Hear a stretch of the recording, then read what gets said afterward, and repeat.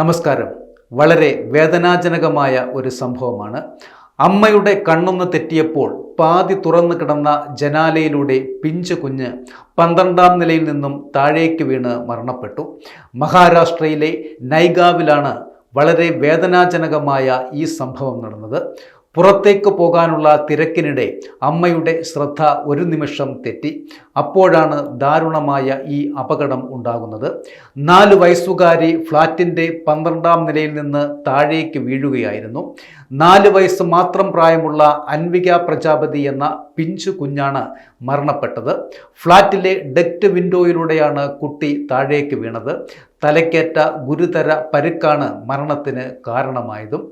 നൈഗാവിലെ ബന്ധുവിൻ്റെ വീട്ടിലെത്തിയതായിരുന്നു 4 വയസ്സുകാരിയും അമ്മ അഞ്ജലി പ്രജാപതിയും.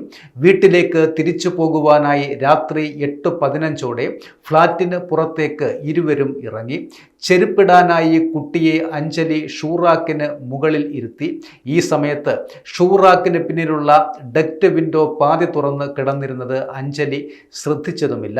ഷൂറാക്കിൽ നിന്നും എഴുന്നേറ്റ് കുഞ്ഞ് ഡക്റ്റ് വിൻഡോയിലിരിക്കാൻ ശ്രമിച്ചതോടെ ബാലൻസ് തെറ്റി 12ാം നിലയിൽ നിന്നും താഴേക്ക് വീഴുകയായിരുന്നു. അഞ്ജലി കുട്ടിയുടെ ചെരുപ്പെടുത്ത് തിരിയുമ്പോഴേക്കും അപകടം സംഭവിച്ചിരുന്നു. തലയ്ക്ക് ഗുരുതരമായി പരിക്കേറ്റ 4 വയസ്സുകാരിയെ ആശുപത്രിയിൽ എത്തിച്ചുവെങ്കിലും മരണം സ്ഥിരീകരിക്കുകയായിരുന്നു. അഞ്ജലിയുടെ നിലവിളി കേട്ടെത്തിയ ആളുകൾ താഴത്തെ നിലയിലേക്ക് ഓടുന്നതടക്കമുള്ള ദൃശ്യങ്ങളാണ് ഇപ്പോൾ CCTVയിലുള്ളത്. സംഭവത്തിൽ അപകട മരണത്തിന് കേസെടുത്ത പോലീസ് അന്വേഷണവും ആരംഭിച്ചിട്ടുണ്ട്.